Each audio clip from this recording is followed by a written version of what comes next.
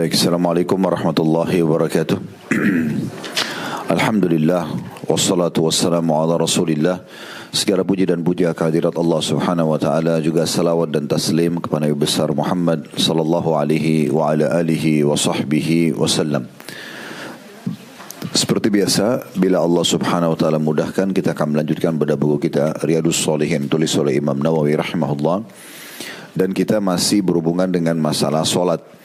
Kalau yang lalu terakhir kita bahas beberapa bab, yang terakhir adalah bab ke-200, bab solat sunnah asar atau sebelum asar tepatnya. Dan insyaAllah kita akan lanjutkan sekarang bab ke-201, bab solat sunnah sebelum dan sesudah maghrib.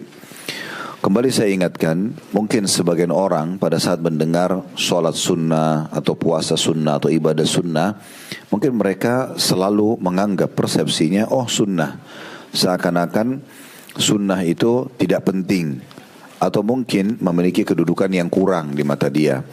Padahal sebenarnya sunnah ini adalah perintah Allah dan Rasulnya. Dia juga bagian daripada syariat. Sunnah itu ibaratnya kalau orang bekerja adalah prestasi-prestasi tambahan. Orang yang lembur, mereka akan mendapatkan tambahan jabatan, misalnya gaji atau bonus, ya. Dan sangat rugi kalau seandainya orang tidak menginginkan ini, walaupun dia tidak berdosa. Misal ada orang yang tidak mau sholat malam, tidak mau sholat duha, tidak mau menjaga sholat sunnah rawatib qabliyah dan ba'diyah misalnya, atau sholat wudu, sholat taubat, dia tidak berdosa. Tetapi sangat banyak keutamaan yang hilang dari dia.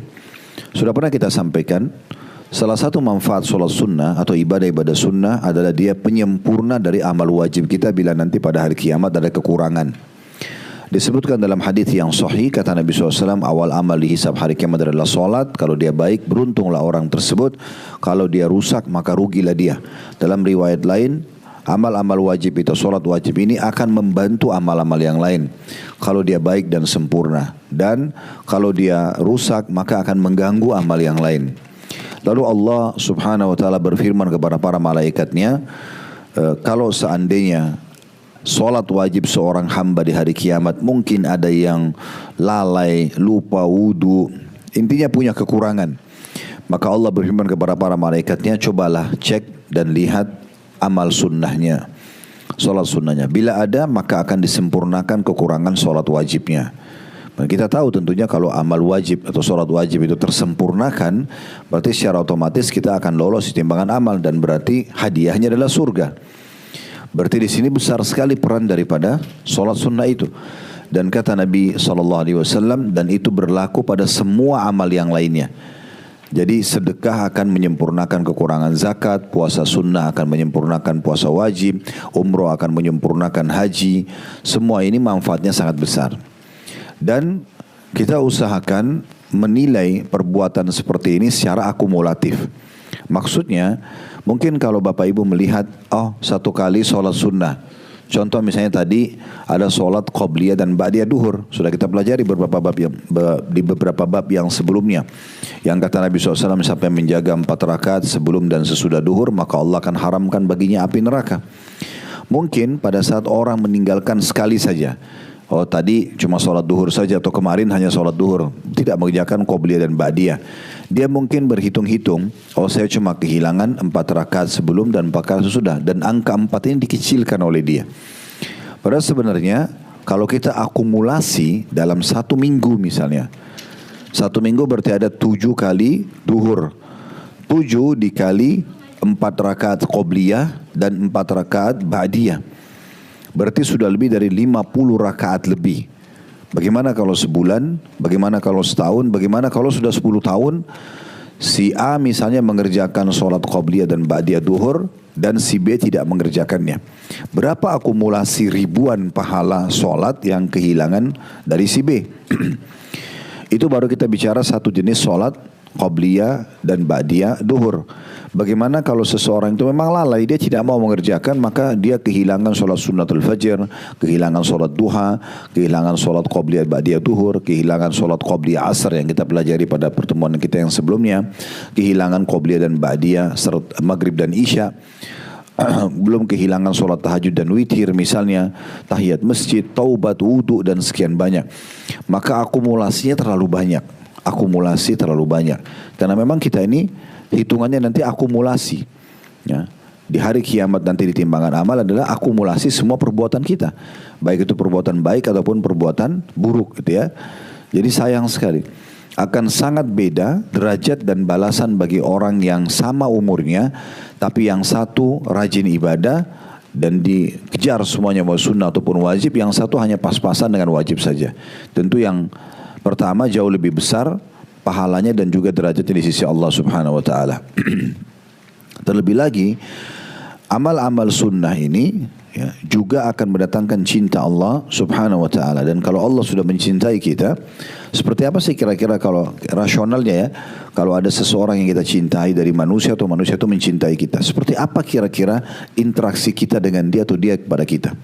Saya yakin kalau kita mencintai seseorang, kita akan coba memenuhi kebutuhannya, kita akan selalu menjaga perasaannya, kita akan memberikan, kita akan menjauhi apa yang membuat dia tidak suka gitu ya. Jadi kita memenuhi kebutuhannya, kita menjaga apa yang dia tidak suka gitu ya. Dan kita harus selalu memberikan yang terbaik kepada dia. Misal, maka tidak kita samakan Allah Subhanahu wa taala dengan makhluknya. Kalau Allah sudah mencintai kita, berarti semuanya Allah akan kasih. Dan itu diraih dengan ibadah-ibadah sunnah. Sebagaimana sabda Nabi SAW dalam hadis qudsi, Allah berfirman, dan seorang hamba terus mendekatkan diri kepadaku dengan amal-amal sunnah sampai aku mencintainya. Kalau aku sudah mencintainya, aku akan menjaga pendengaran dia gunakan untuk mendengar, penglihatan dia gunakan untuk melihat, tangan dia gunakan untuk menjamah, kaki dia gunakan untuk melangkah. Dan kalau dia memohon ampun kepadaku, aku ampuni. Kalau dia berdoa, maka aku akan kabulkan. Berarti kan ada efek-efek manfaat yang luar biasa dari amal sunnah. Rasionalnya, kalau kita sedang kerja di satu perusahaan, kemudian kita menjadi seorang staf yang sangat rajin. Semua pekerjaan kita kerjakan dengan baik yang merupakan standar atau SOP perusahaan. Namun ada pekerjaan-pekerjaan tambahan yang ditawarkan, boleh siapa saja yang mau ambil, siapa yang tidak juga bebas. Kemudian dia pun mengambilnya. Kira-kira seperti apa gambaran perusahaan kepada pegawai yang punya loyalitas seperti ini? Dia mau kerja lembur dengan pegawai yang tidak mau kerja lembur. Saya yakin kita sepakat pimpinan perusahaan akan jauh lebih suka dengan pegawai yang punya loyalitas. Dia mau bekerja lembur, dia mau meluangkan waktu dan energinya ekstra gitu ya. Nah seperti itu kurang lebih gambaran amal-amalan sunnah. Maka jangan dianggap remeh Bapak Ibu sekalian ya. Karena bab-bab seperti ini kadang-kadang kita membaca langsung yang paling pertama syaitan bisikan itu seakan-akan masa sih harus dibahas gitu kan. Atau ya udah saya sudah tahu sholat qobliyah asar atau sholat qobliyah dan ba'diyah maghrib seperti yang akan kita bahas sebentar lagi, atau duhur atau subuh dan seterusnya. Padahal sebenarnya ini adalah memang amal-amal yang kita butuhkan.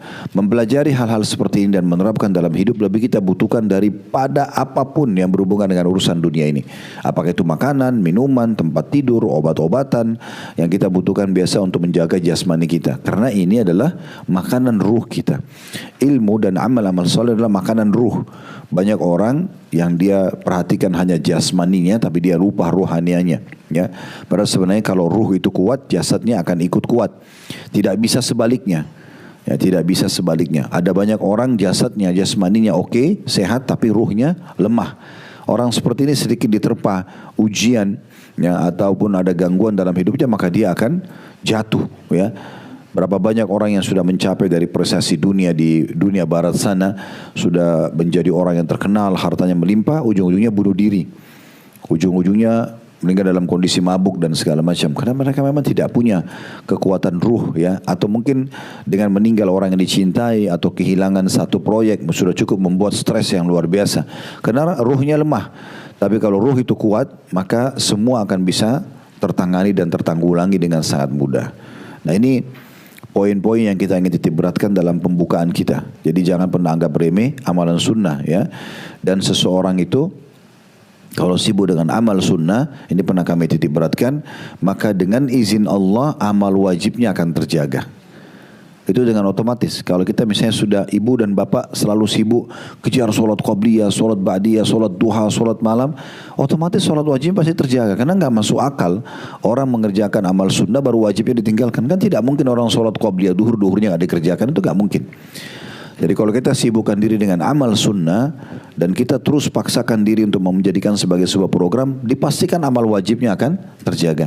Sebagaimana juga kalau kita terbiasa meninggalkan hal yang makruh aja, misalnya makan dan minum berdiri, contoh, itu sudah akan membuat kita akan lebih jauh daripada yang haram.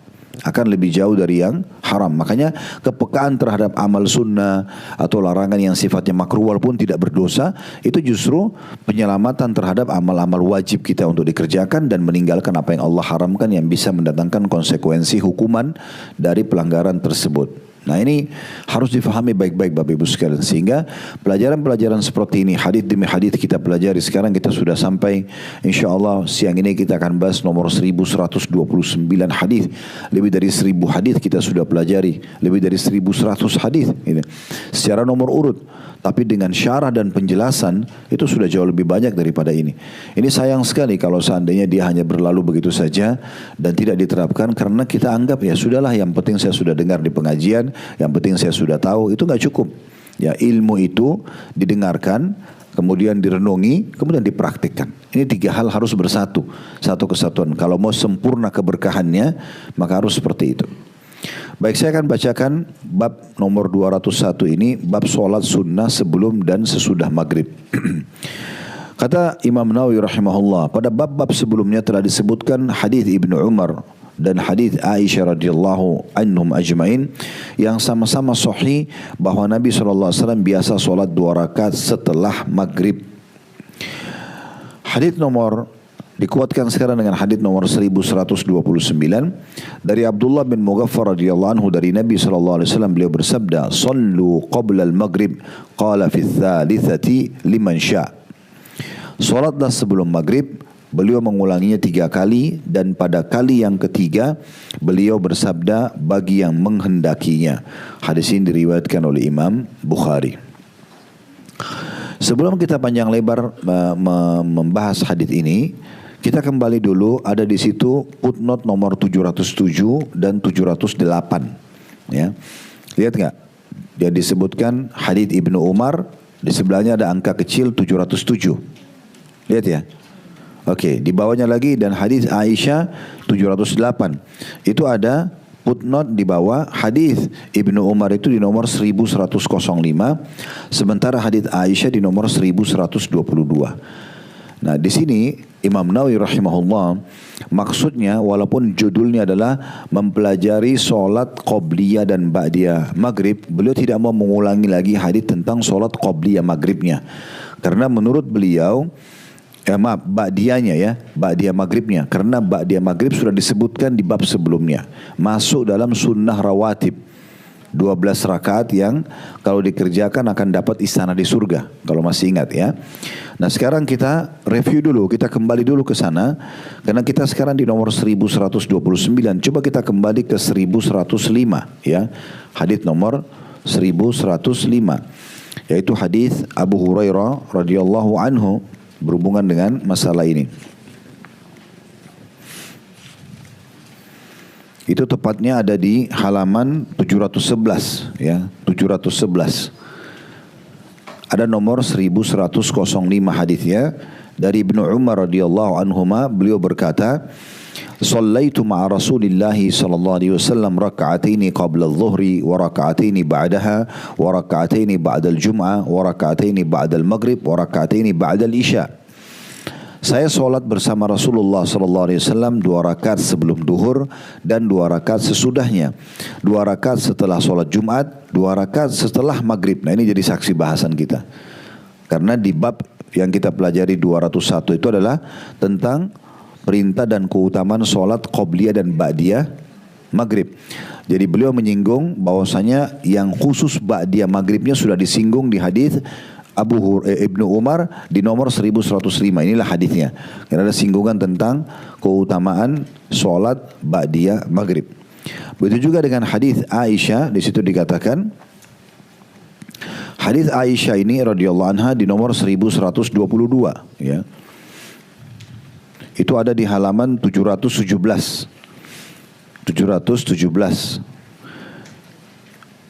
1122 berbunyi dari Aisyah radhiyallahu anha, beliau berkata, "Kana Nabi sallallahu alaihi wasallam yusalli fi baiti qabla adh-dhuhri arba'an, thumma yakhruj fa yusalli bin nas, thumma yadkhulu fa yusalli rak'atain, wa kana yusalli bin nas al-maghrib, thumma yadkhulu fa yusalli rak'atain, wa yusalli bin nas al-isha, wa yadkhulu baiti fa yusalli rak'atain." Nabi SAW biasa sholat, kata Aisyah radhiyallahu anha, sebelum duhur sebanyak 4 rakaat di rumahku. Kemudian keluar lalu sholat mengimami orang-orang, kemudian masuk rumah dan sholat 2 rakaat. Dan beliau mengimami orang-orang melaksanakan sholat maghrib. Nah, ini jadi saksi bahasan kita karena kita sedang bahas ba'diyah maghribnya, ya. Lalu beliau mengimami orang-orang sholat maghrib, lalu masuk ke rumah dan sholat 2 rakaat. Berarti ba'diyah 2 rakaat, ba'diyah maghrib. Dan beliau mengimami sholat isya, lalu masuk rumah dan juga sholat 2 rakaat. Nah, ini yang dimaksud kita kembali ke footnote tadi, ya. Saya ulangi di bab nomor 201, bab sholat sunnah sebelum dan sudah maghrib. Kata Imam Nawawi, pada bab-bab sebelumnya telah disebutkan hadits Ibnu Umar, tadi sudah kita baca. Kemudian dan hadits Aisyah radhiyallahu anha ajma'in yang sama-sama sahih bahwa Nabi SAW biasa sholat 2 rakaat sesudah maghrib. Nah, jadi hadis yang kita pelajari pada siang ini 1129 cuma membahas qobliyah maghribnya. Karena tadi ba'diyah maghrib sudah disinggung di bab sebelumnya. Jelas sampai sini, ya? Baik. Sekarang kita masuk mengambil pelajaran dari hadis nomor 1129 tentang sholat qobliyah maghrib. Ini penting sekali untuk kita singgung karena sebagian masjid saya pernah masuk, Bapak Ibu sekalian, begitu habis azan langsung iqamah dia, seakan-akan tidak ada qobliyah maghrib. Saya tidak tahu ini argumentasinya dari mana gitu. Sementara hadis menjelaskan tentang adanya sholat qobliyah maghrib itu, bisa dilihat di sini diriwayatkan oleh Imam Bukhari. 1129 diriwayatkan Imam Bukhari, artinya hadis yang sahih, ya. Dan jangan luput dari kita ini. Usahakan tetap bisa kita kerjakan. Dan agar kita tidak ketinggalan sholat-sholat, saya sudah berikan masukan dari pertemuan-pertemuan kita sebelumnya. Jadikan momentum sholat ini, pertemuan dengan Allah Azza wa Jal, adalah momentum yang terpenting dalam hidup kita. Sehingga Bapak Ibu jangan selalu anggap remeh, mepet-mepet. Nanti sudah azan baru wudu. Akhirnya ketinggalan sholat qobliyah, ketinggalan doa mustajab antara azan dan iqamah, ketinggalan takbiratul ihram pertama imam. Ini karena kelalaian. Saya sudah pernah singgung, kalau ingin perbaiki apapun, perbaiki dari sholat. Kalau dia baik, maka akan baik yang lainnya. Apapun yang Bapak Ibu ingin raih dan cita-citakan dari Allah Subhanahu wa Ta'ala, apapun yang kita ingin perbaiki dari kehidupan dunia dan akhirat, kita mulai dari sholat. Coba disiplin kerjakan sholat dengan 3 poin yang pernah saya sampaikan: tepat waktu, tepat gerakan, dan tepat bacaan. Ini kesimpulan daripada khusyuk. Begitu azan sudah selesai, udah di sejadah, tinggal sholat. Ya, jawab dulu muadzin, sholat qobliyah, kemudian berdoa antara azan iqamah, dan jangan ketinggalan takbiratul pertama imam. Ini tepat waktunya. Tepat gerakan sesuai dengan ajaran Nabi SAW. Yang terpenting gerakannya sesuai dengan Nabi, dan tumaknina, ketenangan full, sepenuhnya, konsentrasi. Tenang aja, takbiratul ihram tenang, rukunya tenang. Setelah betul-betul sendi semua kembali pada tempatnya, baru i'tidal, tenang juga. Baru sujud dengan tenang, sampai salam dinikmati semua gerakan tersebut. Tepat gerakan. Yang ketiga, tepat bacaan. Baca juga dengan tenang. Ya, jangan buru-buru. Ya, kita baca iftitahnya dengan tenang, kemudian kita baca Al-Fatihahnya dengan tenang. Dinikmati aja setiap ayat-ayat tersebut karena setiap hurufnya ada 10 pahala gitu ya. Sampai selesai kita salam. Nah, di sini kita baru memberikan maksimal hak sholat tersebut ya. Jadi kita perlu memahami baik-baik tentang masalah ini. Baik, kita ambil faedah pertama dari hadis nomor 1129, adanya perintah dari Nabi SAW untuk sholat sebelum maghrib. Dan itu Nabi SAW ulangi sebanyak 3 kali. Maksudnya sholatlah sebelum maghrib, sholatlah sebelum maghrib, sholatlah sebelum maghrib. Kalau perkara ini tidak penting atau tidak terlalu penting dalam agama, Nabi tidak perlu ulangi 3 kali. Cukup Nabi motivasi sholat, ada sholat qobliyah maghrib misalnya. Tapi di sini kalau kita lihat sallu, ini menggunakan fi'lu amr, perintah, kata perintah dalam bahasa Arab. Kalian semua kerjakanlah. Nah, kalau anda mencintai Allah dan Rasulnya, anda memang mau menjadi seorang muslim yang baik dan sejati, jangan sia-siakan ini. Usahakan tidak luput dari kita solat qobliyah maghrib ini, karena memang perintah langsung dari Nabi sallallahu alaihi wasallam. Pelajaran yang kedua, hukumnya sunnah solat ini karena Nabi menutup yang ketiga setelah mengucapkan dan memerintahkan kita solat, beliau mengatakan liman sya'. Kenapa di sini kita katakan hukumnya sunnah sementara Nabi sudah gunakan fi'lu amr, ya? Kata perintah. Biasanya salah satu bentuk wajibnya satu perbuatan kalau ada kata perintah langsung. Kayak gini kan sollu, ya. Contoh misalnya tentang mencontohi Nabi solat, sollu kama ra'aitumuni usolli. Solatlah sebagaimana kalian lihat aku solat. Berarti tidak boleh orang solat kecuali harus seperti solatnya Nabi Muhammad SAW. Kalau tidak nggak diterima, gitu kan? Baik waktunya, baik gerakannya, baik bacaannya dan seterusnya. Nah, di sini walaupun menggunakan fi'il amr, tapi penutupan dari hadits ini yang kata Nabi SAW liman sya', bagi yang menginginkan, ini yang menandakan dia sunnah. Karena Nabi SAW tidak berhenti sampai perintah saja. Nabi cuma bilang kerjakan solat sebelum maghrib, ya.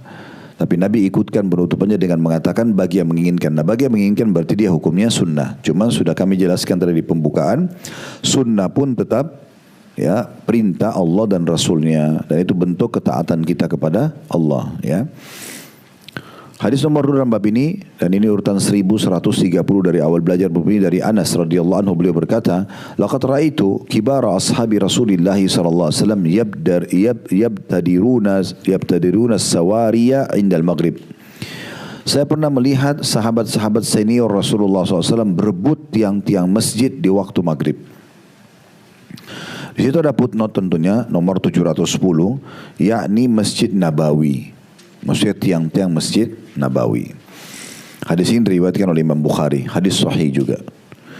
Kita langsung ambil pelajaran dari hadis ini. Yang pertama, kedudukan Anas radhiyallahu anhu, karena beliau menceritakan tentang kejadian ini, ya.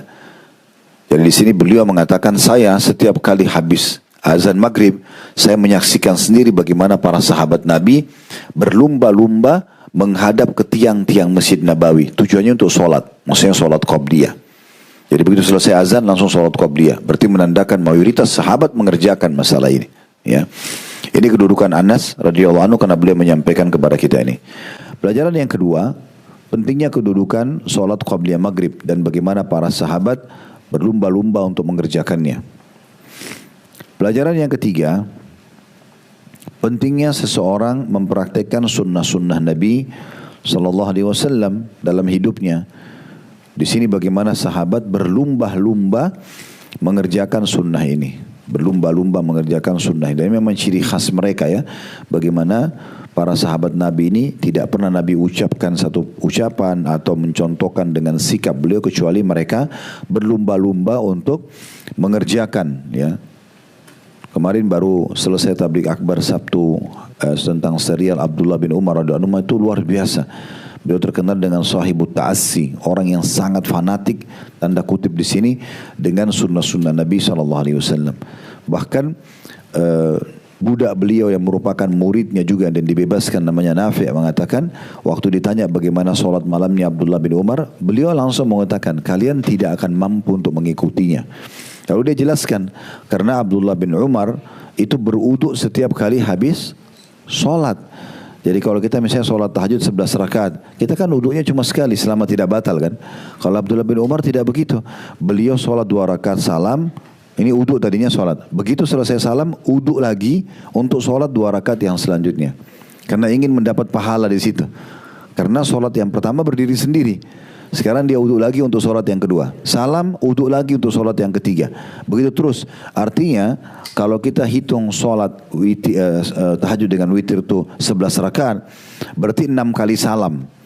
Karena 2 rakaat, 2 rakaat, 2 rakaat, 2 rakaat, 10 rakaat, 1 rakaat witirnya. Berarti 6 kali salam. 6 kali beliau berwudu.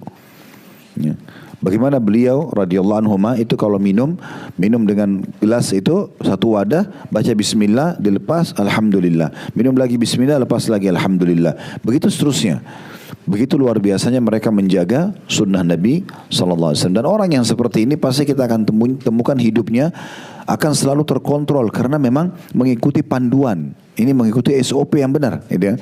Sehingga semuanya dari sunnah kepada sunnah-sunnah yang lain. Nah, seperti itulah. Nah, itu ciri khasnya para sahabat ya dalam mengerjakan ini. Pelajaran yang keempat, pentingnya seseorang kalau sholat itu menggunakan sutra. Ini pernah kita jelaskan ya. Sutra itu artinya sesuatu yang Bapak Ibu letakkan di depan kita antara tempat sujud kita, antara tempat sujud dengan tempat itu, sutra itu. Ya, kalau di sentimeter kan antara 45-46 cm sampai lebih dari itu. Mungkin bisa kalau Bapak Ibu di rumah itu dinding. Di masjid mungkin tiang, kadang-kadang ada beberapa masjid siapin ada kayak kayu tulisannya sutra, atau mungkin Bapak Ibu di ranjang misalnya, atau mungkin tas kita ya, ini meletakkan sutra. Ini bagian daripada hal dianjurkan ya dalam pendapat sebagian ulama, dan kami pun cenderung dengan pendapat ini tentunya adanya sutra ya. Walaupun ada sebagian ulama yang melemahkan beberapa hadisnya, tapi ada juga yang mensahihkannya ya. Maka kami cenderung dengan pendapat menggunakan sutra. Ya, ini cukup panjang lebar, banyak sekali hadis-hadis berhubungan dengan masalah itu. Dan salah satu pendukung tentang masalah sutra adalah hadis ini, hadis Bukhari, di mana para sahabat disaksikan oleh Anas bin Malik, begitu selesai azan mereka berlumba-lumba menuju ke tiang-tiang Masjid Nabawi untuk jadikan sebagai sutranya. Mereka sholat menghadap itu. Dan pernah kita jelaskan juga hadis Nabi SAW tentang masalah kalau orang siapapun yang akan memutus antara kita dengan sutra ya. Misalnya ini sempat saya sholat, ini adalah ujung sejadah, dan ini kita letakkan satu sutra depan kita. Antara kita dengan sutra ini nggak boleh ada yang putus. Ya. Kata Nabi SAW, kalau ada yang mau lewat maka tahanlah. Kita berikan isyarat dengan tangan. Jadi sambil sholat kita tahan. Kalau dia lewat jauh di depan sana atau lewat di belakang ya sudah. Gitu kan. Kalau dia menolak kata Nabi SAW maka pukullah. Ya. Diingatkan gitu. Karena tidak boleh dia paksa lewat. Tentu ada pendapat ulama kalau hukum ini tidak berlaku di Masjidil Haram. Ya, karena memang nggak memungkinkan. Karena orang lalang tempat tawaf, makanya kita juga harus cari tempat sholat yang tenang buat kita itu ya. Tapi kalau di rumah, di masjid kita di Indonesia ini mudah sekali kita untuk menahan orang ya. Nah, supaya tidak terjadi hal-hal seperti ini juga paling aman kita cari tiang-tiang masjid atau tembok ya. Sehingga kita memang aman dari tempat orang lalang. Tapi memang sunnah Nabi SAW kita tahan mereka. Kata Nabi SAW, tahanlah. Kalau dia tetap ngotot mau lewat, pukullah karena syaitan bersamanya. Karena memang mau mengganggu, ya, mau mengganggu. Ada sebuah riwayat yang pernah juga kami ingat pelajari, itu kalau kita lagi sholat, kemudian ada yang mau lewat, maka boleh kita merapat, ya, ke sutra itu. Kalau salah itu hadis tentang masalah kucing atau hewan gitu ya. Kalau mau melewati, memutus sutra itu, maka kita merapat ke sutra itu supaya dia lewat dari belakang, supaya jangan ada yang memutus antara kita dengan tempat sujud kita. Nah seperti itulah. Ini manfaat-manfaat daripada sutra. Ini bagian daripada sunnah Nabi alaihi salatu wassalam. Jadi kalau Bapak Ibu lagi sholat, saya lihat masih banyak orang yang tidak melakukan sunnah ini. Mereka sholat di masjid misalnya, sholat sunnah. Dia sebenarnya bisa maju, cari tempat yang dia bisa merapat. Tapi dia sholat di tengah-tengah masjid. Jadi orang lalang di depan dia. Ini sayang banget gitu ya. Harusnya memang dia mengambil adab ini. Ini pelajaran terakhir yang kita ambil dari hadits nomor 1130, tepatnya pelajaran keempat tentang hukum sutra dan sebaiknya seorang muslim menjadikan sutra antara dia dengan tempat sujudnya. Hadis nomor 3 dalam bab kita, nomor 1131 dari awal belajar berbunyi masih dari sahabat yang sama dari Anas radhiyallahu anhu. Beliau berkata, "Kunna nusalli ala ahdi Rasulillah sallallahu alaihi wasallam rak'ataini ba'da ghurubi syamsi qabla al-maghrib." Faqila, "Akana Rasulullah sallallahu alaihi wasallam shallahuma?" Qala, "Kana yarana nusallihima falam ya'muruna wa lam yanhana." Pada masa Rasulullah SAW kami biasa solat 2 rakaat setelah terbenamnya matahari sebelum maghrib. Maksudnya habis azan maghrib. Ditanyakan kepada Anas bin Malik, apakah Rasulullah SAW melakukan solat 2 rakaat itu? Anas menjawab, beliau melihat kami solat tetapi beliau tidak memerintahkan dan tidak melarang kami. Diriwayatkan oleh Imam Muslim. Kita langsung ambil pelajaran pertama dari hadis ini, yaitu kedudukan Anas radhiyallahu anhu. Sekali lagi karena sahabat ini yang menyampaikan kepada kita kronologis hadis yang sudah sering kita ulangi di kelas kita ini. Kalau ada sahabat yang menjadi penyebab menceritakan ya, kisah kejadian di masa Nabi, kita jadikan sebagai keutamaan beliau. Kemudian yang kedua, pelajaran penting juga, adalah pentingnya seseorang menukil ilmu yang dia ketahui selama sumbernya benar. Di sini Anas bin Malik mengatakan, kami di masa Rasulullah SAW biasa mengerjakan sholat setelah terbenam matahari sebelum maghrib. Maksudnya sebelum sholat wajib maghrib, gitu ya. Nah itu yang dinukil ilmunya di sini. Selama kita sudah tahu ilmunya, jangan hanya cukup di diri kita saja. Karena Nabi Muhammad SAW bersabda, "Ballighu anni walau ayat." Sampaikan dariku walaupun sebuah ayat. Dan dalam Islam kita diberikan kesempatan Bapak Ibu sekalian untuk menambah amal soleh kita di jenis ibadah yang sama. Sudah pernah kami sampaikan itu dengan dua cara. Yang pertama, marketingkan, pasarkan itu, sampaikan ke orang lain, ya. Daripada kita sholat maghrib sendiri, misalnya, ajak orang lain. Ajak anak-anak di rumah, aja pembantu rumah, asisten rumah tangga, aja siapa saja, pasangan hidup. Ayo maghrib yuk sholat misalnya. Ya. Nah itu kan mengajak orang lain. Nanti kalau kita sholat, misal angka sholat itu 10, semua orang yang kita ajak tadi dapat angka 10 juga, tapi kita akan diberikan oleh Allah karena kita marketingkan tadi, tanda kutip marketingnya sini ya. Maka kita akan panen pahala semua orang yang kita ajak tadi. Maka kenapa harus sendiri, gitu kan? Sebarluaskan itu, sampaikan kepada orang lain. Ini cara yang sangat efektif untuk meraih pahala di jenis ibadah yang sama dengan energi sama dengan waktu yang sama. Daripada kita dapat pahala satu, lebih baik dapat pahala banyak. Kan? Share aja di grup kita. Waktu sholat misalnya, rutin kita kirimkan jadwal puasa misalnya, atau apa saja itu ya. Itu semua akan sangat bermanfaat. Mungkin 1, 2 orang, 10 orang, 20 orang ngikutin, kita akan panen pahalanya. Itu cara pertama, melipat gandakan pahala. Cara kedua, mengemas ibadah itu. Masih ingat gak saya sampaikan dulu ini? Ya. Mengemas ibadah penting. Beda pahalanya antara orang yang mengemas ibadahnya dengan tidak mengemas. Contoh orang bangun sholat malam, dia bangun, ya udah saya bangun jam 3, setengah 4, udah saya sholat malam aja deh. Dia tidak niatkan sebelumnya, ya udah dia sholat dengan kondisi dia aja. Misalnya ibu-ibu ada mukena, maaf belum dicuci seminggu. Ya udah pakai itu aja misalnya. Sejadah, cari sejadah mana, ada sejadah pakai, enggak ada sejadah udah enggak apa-apa gitu kan. Terus baca surah yang mana saja yang terlintas di benak kita. Nah ini karena tidak diprogramin sebelumnya. Kalau orang mengemasnya, dia sebelum tidur sudah niat memang mau sholat malam. Niatnya ini memberikan pahala itu. Ingat hadis Nabi SAW, siapa yang niat mengerjakan satu perbuatan baik dan dia belum sempat mengerjakannya akan dicatatkan satu pahala lengkap. Kalau dia kerjakan, maka akan dicatatkan 10 kali lipat, bahkan sampai 700 kali lipat, tergantung kadar keikhlasan dia, gitu kan?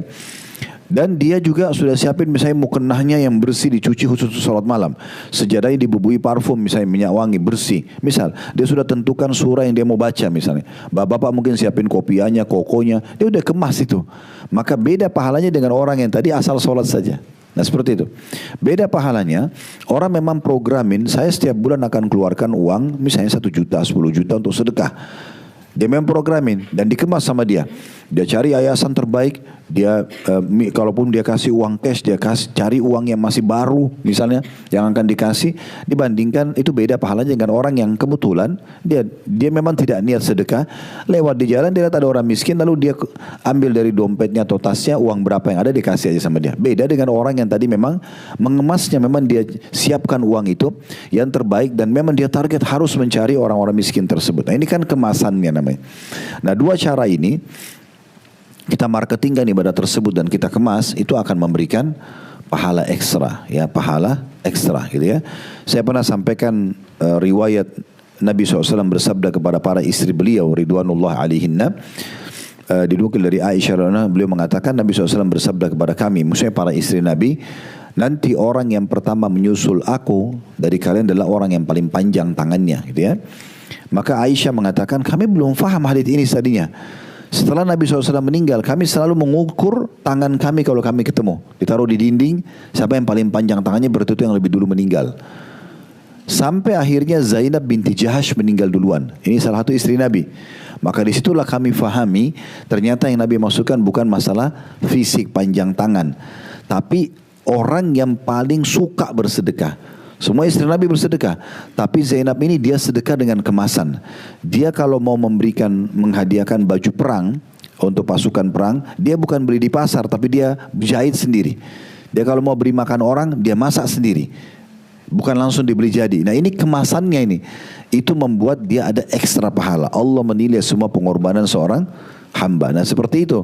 Nah itu maksudnya bisa kita mendapatkan kemasan. Nah ini pelajaran kedua yang bisa kita ambil, bagaimana Anas menukil kepada kita ilmu ini.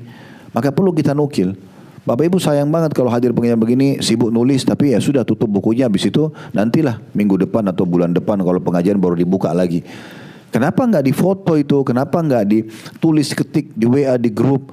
Pelajaran hadis hari ini dari Riyadhus Shalihin bab ini, hadis nomor sekian, Nabi SAW bersabda. Nggak usah tulis bahasa Arabnya kalau nggak bisa, bahasa Indonesianya gitu kan. Terus faedah dari hadis ini 1, 2, 3, 4, 5 misalnya. Satu hadis dari sekian hadis kita pelajari nggak masalah. Contoh, kan itu bagus banget ini. Jadi bukan hanya sekedar kita dapat faedah tulisan, tapi kita share di grup 100 orang, 200 orang. Di media kita angkat, itu kan luar biasa. Kita tidak pernah tahu hidayah Allah sampaikan ke siapa.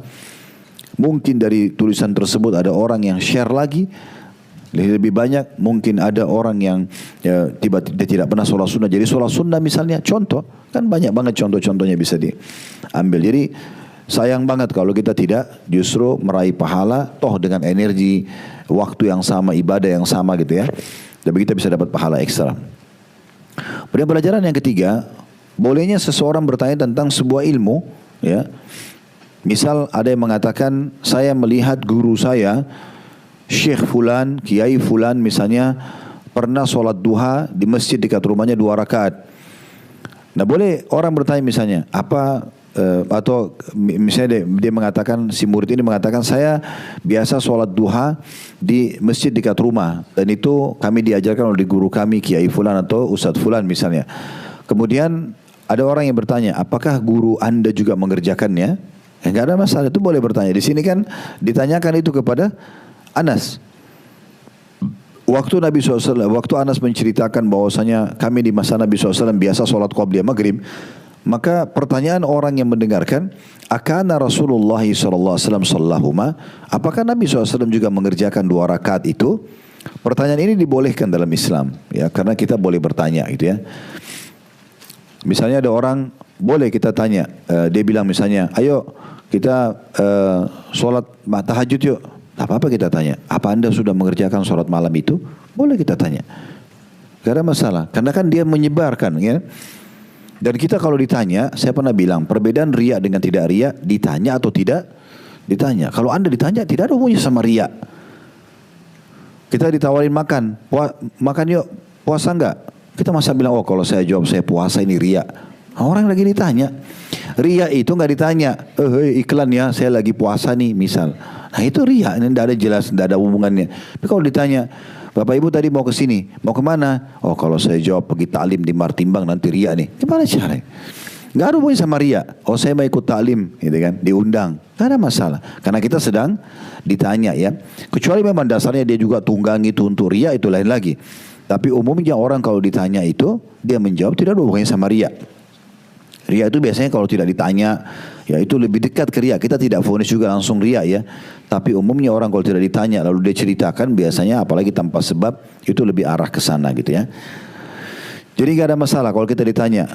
Seorang guru mengajarkan, ayo sholat duha ini keutamanya dan gitu. Muridnya tanya, apakah anda sudah kerjakan? Ya kan, sehingga kami juga praktekin gitu kan. Atau mungkin ada seorang murid lagi di sekolah, disuruh sholat duha, praktek sholat duha, lagi pada sholat, ada gurunya ngawasin. Gurunya gak sholat misalnya, atau belum sholat. Lalu muridnya nanya, apa Pak Guru nggak sholat misalnya? Penting, dan kadang kalau ditanya jawab saja. Mungkin si guru sudah sholat tadi di rumahnya. Mungkin di awal waktu duha tadi. Oh tadi sudah sholat, Pak Guru sudah sholat tadi di awal waktu misalnya. Contoh kan gitu. Itu yang kita ambil pelajaran di sini. Itu pelajaran yang ketiga ya. Pelajaran yang keempat yang bisa diambil adalah di sini Anas radhiyallahu anhu pada saat menyampaikan Bapak Ibu sekalian, kana yarana nusallihima falam ya'muruna walam yanhana. Nabi SAW melihat kami mengerjakan sholat itu, qobliyah maghrib, ya, dan beliau tidak memerintahkan dan tidak melarang kami. Statement ini menjadi pelajaran sendiri. Statement ini berarti menandakan bukan Nabi SAW tidak mengerjakannya, tetapi Anas menjelaskan tentang apa yang dia tahu. Karena kan tadi ditanya, apakah Nabi ikut mengerjakan itu? Maka Anas, dia tidak berani mengatakan, oh Nabi nggak kerjain, cuma perintahkan kami. Atau Nabi kerjain sementara dia belum lihat. Ini kejujuran seorang muslim. Dia mengatakan, Nabi pernah melihat kami sholat, tapi saya juga tidak tahu dia kerjakan atau tidak, gitu ya. Cuma beliau tidak perintahkan, maksudnya tidak diwajibkan buat kami dan juga tidak melarang kami. Itu adalah tambahan. Nah dari sini pelajaran bahwasanya ya seseorang ya, boleh menjelaskan keadaan orang lain sesuai dengan pengetahuan dia. Tapi di sini seperti ini Anas bilang, setahu saya Nabi lihat kami tapi Nabi tidak perintahkan dan Nabi tidak larang. Anas tidak bilang Nabi gak kerjain loh. Kenapa? Karena mungkin bisa saja sementara dia kerjakan sholat qobliyah, Nabi juga kerjakan. Dan kalau kita rentet hadis tadi yang kita sempat singgung di awal bab kita, hadis Aisyah, bagaimana Nabi SAW itu umumnya mengerjakan sholat sunnahnya di rumah, gitu kan? Jadi bisa saja setelah azan Nabi sholat sunnah baru sholat Nabi ke masjid. Sehingga pada saat sahabat lagi kerjaan sholat qobliyah maghrib, mungkin Anas tidak melihat Nabi kerjakan, karena Nabi sudah sholat tadi di rumahnya. Dan dalam beberapa riwayat disebutkan Nabi SAW itu sering kali kalau keluar mengimami sholat itu sudah iqamah, menjelang iqamah. Jadi beliau masuk masjid itu langsung Bilal iqamah. Karena memang beliau sudah mengerjakan. Jadi keadaan di sini bukan berarti Nabi tidak mengerjakannya. Makanya Anas mengatakan, Nabi melihat kami. Mungkin maksudnya Nabi pas masuk masjid, kami lagi kerjaan sholat, Nabi lihat kami. Tapi Nabi nggak perintahkan, nggak larang.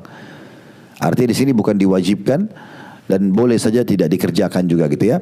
Nah seperti itulah. Tapi di sini sekali lagi bukan berarti Nabi tidak mengerjakannya. Karena penyampaian tentang perbuatan Nabi SAW ini ada yang Nabi katakan kerjakan dalam bentuk perintah. Tapi mungkin tidak dinukil Nabi kerjakan langsung atau tidak. Ada yang Nabi kerjakan secara sikap, perbuatan, tapi Nabi tidak sebutkan tentang keutamaannya. Ada begitu keadaan-keadaan, tapi tentu kita bersangka baik dan bahwasanya Nabi SAW pasti mengerjakan semua perintah Allah karena beliau adalah suri tauladan. Jadi bisa dikatakan tidak ada perintah Allah Subhanahu Wa Taala kecuali Nabi SAW yang pertama mengerjakannya, karena Allah berfirman kabura maqtan indallah an taqulu ma la taf'alun. Sungguh berat di sisi Allah kalian mengucapkan apa yang kalian tidak kerjakan. Maka pastinya Nabi SAW dalam prasangka baik kita sebagai umat beliau mengerjakan semua perintah tersebut ya. Baik, hadis terakhir dalam bab kita ini hadis nomor 1130 dan ini hadis nomor 4 di dalam bab kita, masih dari sahabat yang sama Anas radhiyallahu anhu, beliau berkata, kunna bil Madinah fa idza adzana al muadzinu li salatil maghribi ibtadara as-sawari faraka'u rak'atain hatta inna ar-rajula al-ghariba la yadkhulu al-masjida fayahsabu anna as-salata qad sulliyat min kathrati man yusallihima. Kami di kota Madinah, maksudnya di masa hidup bersama Nabi SAW, apabila muadzin telah selesai mengumandangkan azan maghrib, orang-orang berebut tiang-tiang masjid lalu sholat 2 rakaat qobliyah. Hingga orang yang asing yang mungkin belum pernah, bukan penduduk Madinah, orang yang pendatang dari ke Madinah, ketika masuk masjid mengira bahwa sholat maghrib telah dimulai karena banyaknya orang yang melakukan sholat 2 rakaat tersebut. Diriwayatkan oleh Imam Muslim. Riwayat ini memberikan kepada kita pelajaran seperti tadi. Yang pertama kedudukan Anas radhiyallahu anhu karena beliau menceritakan kepada kita kejadian ini. Yang kedua tentunya adanya ya anjuran untuk memuliakan kota Madinah. Karena di sini katakan kami di kota Madinah dan memang Madinah ini punya keutamaan tersendiri ya. Kota yang sangat mulia dan memiliki banyak sekali belasan bahkan puluhan hadis tentang keutamaan kota Madinah. Di antaranya kita dianjurkan untuk tinggal di sana ya. Dan juga meninggal dan hidup di sana. Kata Nabi SAW, siapa yang bisa meninggal di Madinah maka meninggallah. Dan juga dalam hadis lain, siapa yang sabar dengan kesulitan dan suka duka hidup di Madinah maka dia akan mendapatkan syafaatku pada hari kiamat. Dan sekian banyak keutamaan tentunya kota Rasulullah SAW. Dan di sini Anas bukan menyebutkan asal-asalan saja kunna bil Madinah, kami waktu tinggal di Madinah, karena beliau ingin menyampaikan sekaligus ini kota mulia loh ya, kota Nabi ya. Karena bisa saja beliau tidak sebutkan ini, beliau langsung bisa masuk bahwasanya di Madinah itu orang kalau di masa Nabi SAW kalau sudah selesai azan para sahabat sholat qobliyah selesai gitu kan. Tapi penyampaian ini pasti punya pesan tertentu. Saya melihat seperti itu. Maka ada kedudukan kota Madinah sendiri karena beliau menyebutkan itu. Artinya ini terjadi di Madinah loh, di Masjid Nabi, di kota mulia, maka contohilah. Nah, seperti itu ya. Pelajaran yang ketiga yang bisa diambil, bahwasanya pentingnya ada muadzin, azan pada tepat waktu. Dan ini juga sudah pernah kita singgung di bab azan, seingat saya ya. Jadi memang waktu solat itu yang menentukan adalah muadzin, sementara iqamah yang tentukan imam. Sementara iqamah yang tentukan imam ya. Jadi muadzin itu punya syarat-syarat, diantaranya dia harus mengenal waktu solat, dia harus azan tepat waktu gitu ya. Dan ini orang yang paling terpercaya di antara kaum muslimin. Karena dia kalau sembarangan azan bisa masalah nih ya. Misalnya dia azan telat misalnya sementara subuh sudah masuk, sementara bulan Ramadan misalnya, ini kan jadi masalah, orang lewat dari waktunya. Atau dia azan sebelum maghrib, orang akhirnya buka puasa contoh, padahal sebenarnya belum masuk waktunya. Atau orang sholat ternyata belum masuk waktu ya. Atau orang akhirnya kebablasan lewat waktu yang lama karena dia belum azan ya. Masalah nanti iqamah nggak ada masalah. Mau panjang waktunya pun antara azan iqamah boleh. Kita pernah jelaskan bagaimana riwayat yang menyebutkan Nabi SAW pernah telat keluar waktu mau sholat subuh sampai sedikit agak terang gitu ya, walaupun belum terbit matahari. Kemudian beliau pun mengimami sholat. Lalu beliau berkata kepada para sahabat, sungguhnya aku mengetahui kalian sudah menunggu dan banyak orang-orang sudah menyelesaikan sholat dari tadi. Tapi selama kalian menunggu di sini, maka kalian dianggap sedang ribat, sedang berjaga-jaga di jalan Allah gitu ya. Menunggu antara azan iqamah. Artinya iqamah lama pun tidak ada masalah. 15 menit, 20 menit, setengah jam. Itu tidak ada masalah. Memberikan kesempatan muslimin untuk datang dan mengerjakan sholat di situ ya. Dan iqamah ini miliknya imam, sebagaimana dalam hadis ya. Jadi muadzin nggak boleh buru-buru iqamah sampai imam tetapnya ya datang. Itu yang terjadi di masa Nabi SAW. Kecuali si imam ini, dan ini kami sarankan semua yang jadi imam untuk menitik beratkan masalah ini.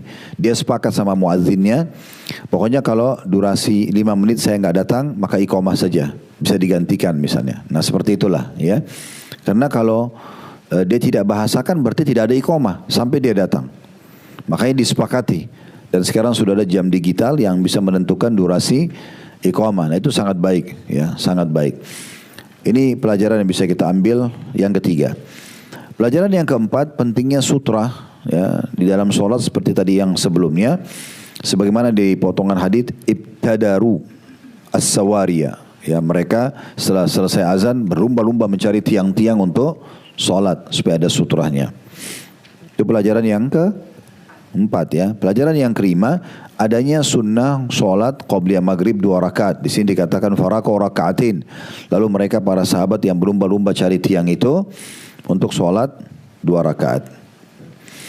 Kemudian pelajaran yang keenam ya, bahwasanya sholat sunnah ya ini dianjurkan untuk dikerjakan, termasuk orang yang sudah rutin kerjakan atau orang yang baru kerjakan.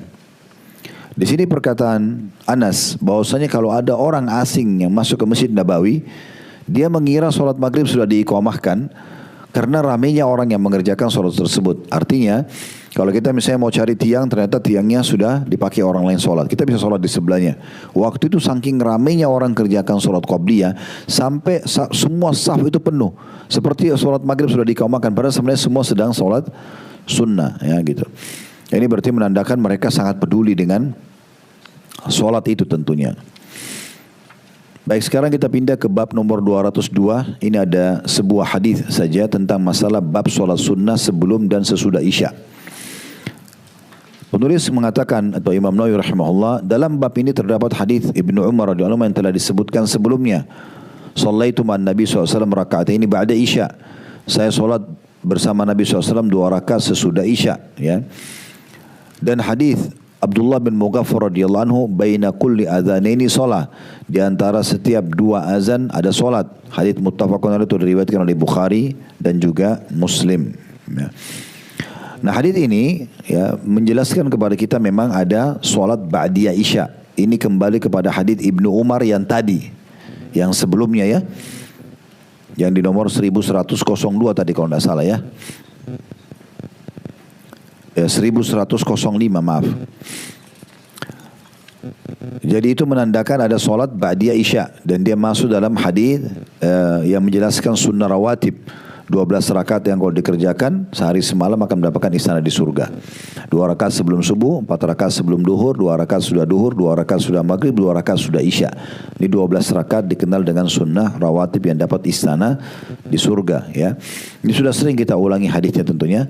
Kata Nabi SAW, siapa yang menjaga 12 rakaat sehari semalam, Allah akan bangunkan baginya istana di surga. Nah, di sini tinggal dikuatkan dengan solat qobliyah. Nah, khusus qobliyah isya, Bapak Ibu sekalian, tidak ada penyebutan lafaz khusus seperti qobliyah maghrib tadi. Kan kalau qobliyah maghrib kan kita pelajari tadi 4 buah hadis, umumnya disebutkan tentang ada perintah untuk itu. Nabi bilang sholatlah sebelum maghrib, sampai 3 kali Nabi ulangi kan gitu.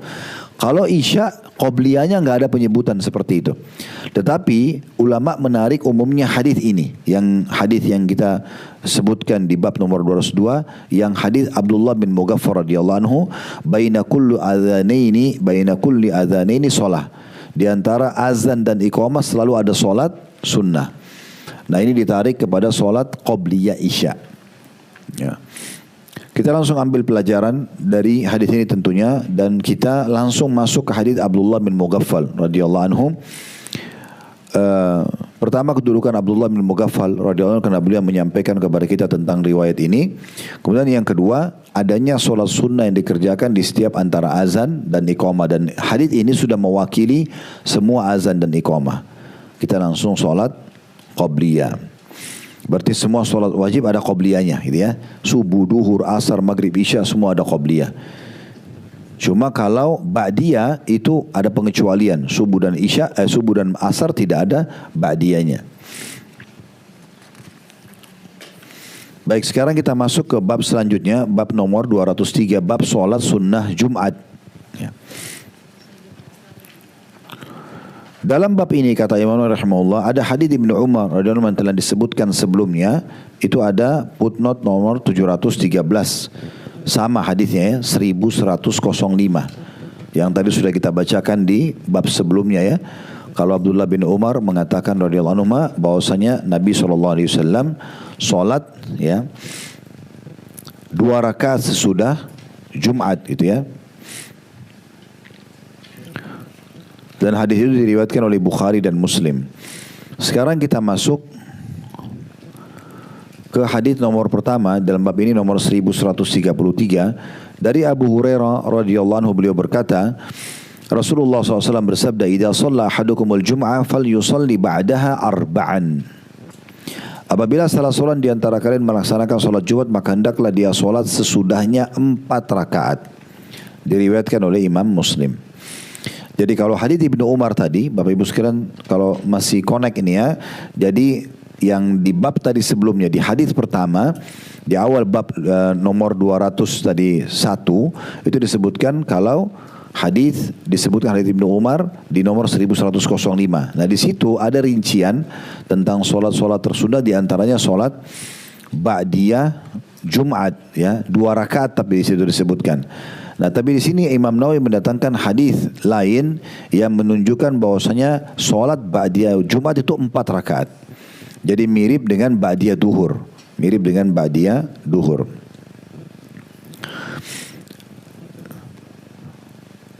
Kemudian hadis nomor 1134, saya akan gabungkan 2 hadis ini sekaligus kita ambil faedahnya nanti ya, karena cuma 2 buah hadis ini dalam bab kita.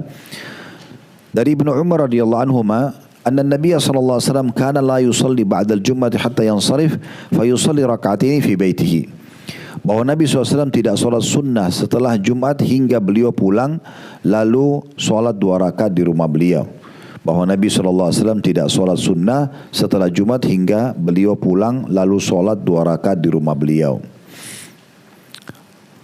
Hadis ini riwayat Muslim.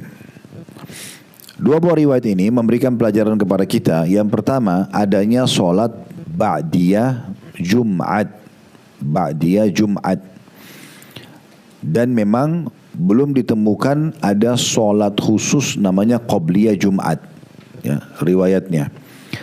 Tapi ada hadis yang lebih umum yang berbunyi siapa yang datang di hari Jumat, kemudian dia sholat yang telah disyariatkan untuknya, kemudian dia mendekat dari imam dan dia dengarkan khutbah, maka akan diampuni dosanya gitu ya.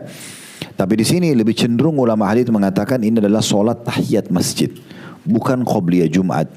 Ya, lebih cenderung itu penjelasan tentang sholat tahiyat masjid. Ini pendapat tentunya ya yang mayoritas ulama pegangi dan ini yang kami pegangi. Makanya masjid-masjid yang berpegang pada pendapat ini pasti tidak ada sholat qobliyahnya gitu ya. Orang kalaupun datang, laki-laki datang sholat Jumat, biasanya mereka tinggal sholat tahiyat masjid lalu duduk ya, menunggu khatib. Khatib naik, azan, langsung ya dilanjutkan khutbahnya. Lanjutkan khutbahnya. Itu yang dicontohkan oleh Nabi SAW. Jadi pelajaran pertama adalah adanya sholat ba'diyah Jumat.